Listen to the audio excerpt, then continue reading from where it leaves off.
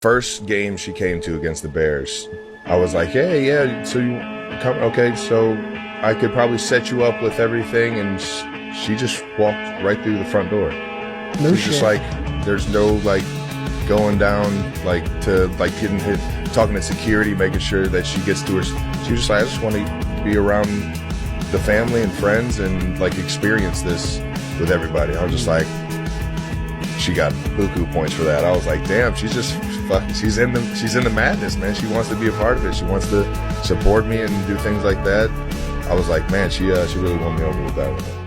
And you know, the thing is that this video seems very sad when you watch it, but it actually was like the most fun video to make.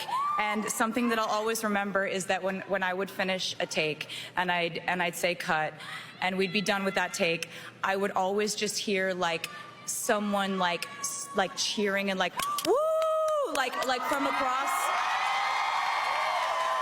across the studio where we were shooting it, and that one person was my boyfriend, Travis.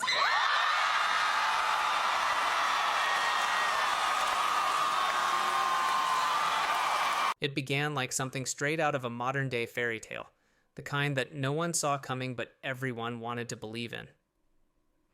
Taylor Swift, a global music icon who has conquered every chart and every era of her career, met Travis Kelce, a Super Bowl champion whose charisma and confidence made him one of the NFL's most beloved players. Few could have predicted that their connection would soon blossom into one of the most captivating love stories in pop culture. A story that would merge two worlds, pop and sports, melody and muscle, spotlight and stadium. From the very first rumors, the internet lit up like fireworks. Yet what caught people's hearts wasn't the celebrity spectacle. It was their authenticity. In an age of carefully curated relationships and social media perfection, Taylor and Travis felt refreshingly real. They didn't hide. They didn't perform. They simply showed up for each other, joyfully, proudly, and without apology. Whether it was Taylor dancing her heart out in the VIP box at Arrowhead Stadium, or Travis beaming from the crowd during Taylor's record-breaking Eras tour, their connection radiated something genuine. Every smile, every subtle glance, every supportive gesture told a story of two people not just in love, but truly proud of one another. You know, when I met Travis, I started to feel a little bit like um, I could be like a person who could have romantic whims and have these dreams. And the song Wish List is like that chorus, like you were just talking about the verses, which were so fun and funny to write, but it gets very sincere in the chorus. I don't know if you've seen the movie Happy Gilmore, but he has this happy place, like where he goes into this utopia of this is exactly what he would want. And this is where he escapes to mentally in times of stress, pressure, anxiety, or chaos. And that chorus of that song is me just describing what my happy place is. As their relationship unfolded, the worlds of the NFL and Swifties unexpectedly collided. Football broadcasts started featuring friendship bracelets and flashes of Taylor's laughter in the stands. Commentators couldn't resist dropping her name mid-game, while fans joked that she'd added glitter and pop magic to America's favorite sport. Meanwhile, at Taylor's concerts, signs that read, "Go Chiefs," waved proudly among glowing friendship bracelets, proof that the crossover was complete. This wasn't just another celebrity romance, it became a cultural phenomenon, a shared experience where two massive fan bases found common ground in joy. What made it even more powerful was how balanced it felt. Neither tried to outshine the other. They weren't chasing attention, they were simply sharing it. The beauty of their relationship was in its subtlety, the quiet confidence of two people saying, without words, "I'm proud of you." When Taylor kicked off her Eras tour, she was already rewriting music history, performing for millions across continents and setting new records with every stop. But amid all that grandeur, what made those nights even more special was the presence of Travis Kelce, not in the spotlight, but in the crowd. Fans began noticing him first in the VIP tent, singing along to her songs and cheering her on like any devoted fan would. The internet exploded with clips of him grinning as she performed "You Belong With Me," and suddenly one of football's biggest stars became the poster child for boyfriend goals. Travis's admiration for Taylor was clear, not through grand gestures, but through consistent, quiet support. On his podcast, he spoke with awe about her artistry, production, and the bond she shared with her fans. For a man whose world revolves around discipline and victory, his genuine appreciation for Taylor's creative power showed fans a softer, grounded side of him. Then came the Buenos Aires moment.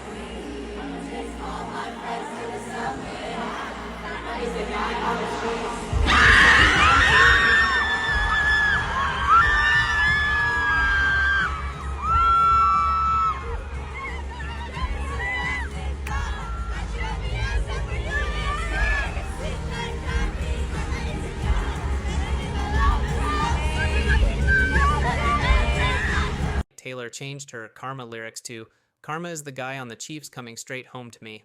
The crowd screamed. Travis's face turned bright red as he covered his face, smiling like a teenager in love. That unscripted human reaction went viral across every platform. Fans replayed it millions of times, calling it one of the sweetest, most cinematic pop culture moments in recent history. Travis also proved his respect for Taylor and how he handled the media. When asked about dating one of the most famous women in the world, he never made it about himself. He praised her grace, her work ethic, her ability to handle fame with elegance. "She's handling it all with class," he'd say, short, sincere, and perfectly in character. What fans love most about Travis's support is that it never feels forced. He doesn't compete with Taylor's spotlight, he amplifies it. Whether he's quietly clapping in the audience, greeting her parents, or just smiling at her from across a room, his affection is steady, not staged. But this love isn't one-sided. Taylor Swift, who's long been the center of adoration in arenas, flipped the script. For once, she became the one in the stands, waving her arms and celebrating his victories. In 2023, she brought her signature passion to the football field, cheering for Travis with unfiltered excitement. Cameras caught her jumping after touchdowns, laughing with his mom, and embracing friends in the VIP box. Each time she attended a Chiefs game, it became an event in itself, trending across platforms and even being discussed on sports networks. But what set it apart from her past relationships was the tone. Taylor's presence wasn't performative, it was joyful. She wasn't showing off, she was showing up. Her support for Travis mirrored the respect he'd shown her, proving that love, at its healthiest, is a two-way street. Their connection was beautifully encapsulated in the Chiefs versus Ravens playoff game. After Travis's victory, Taylor rushed to the field, her face glowing with excitement. When they finally embraced, cameras caught an intimate, heartfelt moment, one that spoke louder than any words could. It wasn't for the press or for performance, it was simply two people finding comfort and happiness in each other. Taylor also expressed her love the way she knows best, through her art.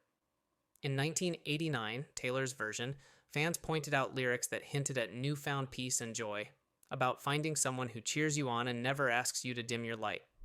Even if not directly written about Travis, the spirit of those songs reflected the emotional balance she seemed to have found. What's striking about their relationship is the equilibrium. Both Taylor and Travis have massive careers, yet neither overshadows the other. They move through fame like equals, supporting, not competing, sharing, not dominating. Fans watching from afar could see it wasn't a spectacle, it was a partnership. Their love story has become more than a romance. It's a reflection of what genuine connection looks like in a world obsessed with image. They've shown that real support doesn't have to scream. Sometimes it's just about standing by someone's side, proud and present, and that's why the world has fallen for them. Because in the glitz and chaos of fame, Taylor Swift and Travis Kelce have created something rare. A love story rooted not in publicity, but in presence. A story built on laughter, admiration, and balance. Their relationship isn't about breaking the internet, though it often does. It's about reminding people that true connection still exists. That love, when honest and mutual, can thrive even under the brightest spotlight. And as millions continue to watch their journey unfold, one thing is clear. Taylor Swift and Travis Kelce aren't just dating. They're redefining what it means to show up for the one you love. I don't know what I'm doing here. How did I get into this group of people? Unbelievable. Your talent is unbelievable. How you present yourself is unbelievable. And I am just a jamoke supporting his girlfriend. And it's just so much fun, man. When Taylor Swift and Travis Kelce revealed their relationship to the public, the internet didn't just react. It erupted. What began as whispers of a budding romance quickly turned into one of the most joyful and unifying pop culture moments in years. It was as if two of America's greatest passions, music and football, had merged into one perfect storm of excitement, charm, and authenticity. On TikTok, fans began creating edits that went instantly viral. Clips of Taylor performing Lover intertwined with Travis's touchdown highlights.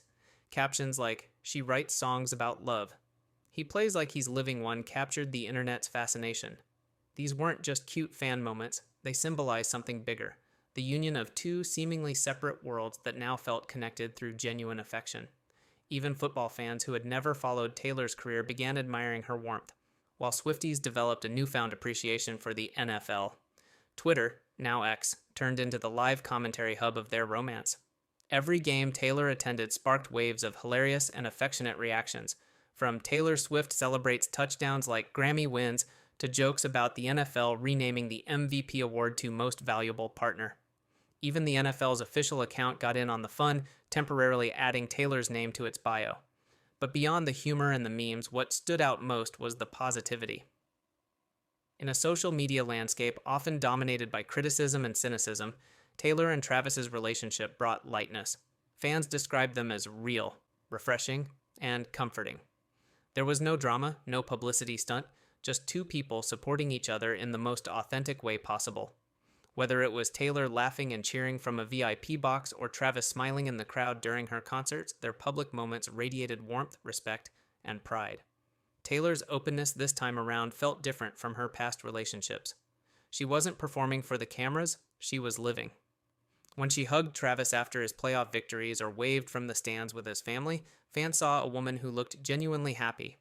For someone who's endured years of media scrutiny over her love life, seeing her so free and unguarded was both healing and empowering for her audience. Travis, meanwhile, proved to be the kind of partner fans had long hoped she'd find: confident, kind, and secure. He doesn't compete with her fame, he embraces it. His admiration for her talent and character shows in subtle, respectful ways, in interviews, in crowds, and in quiet moments of support. Together, they've redefined what celebrity love can look like. They aren't chasing headlines, they're chasing happiness. Their story is proof that even in the glare of fame, love can still be genuine, spontaneous, and full of joy. Ultimately, Taylor Swift and Travis Kelce's relationship resonates so deeply because it reminds people that true connection doesn't need to be hidden. It just needs to be real. And that's exactly why the world melted for them.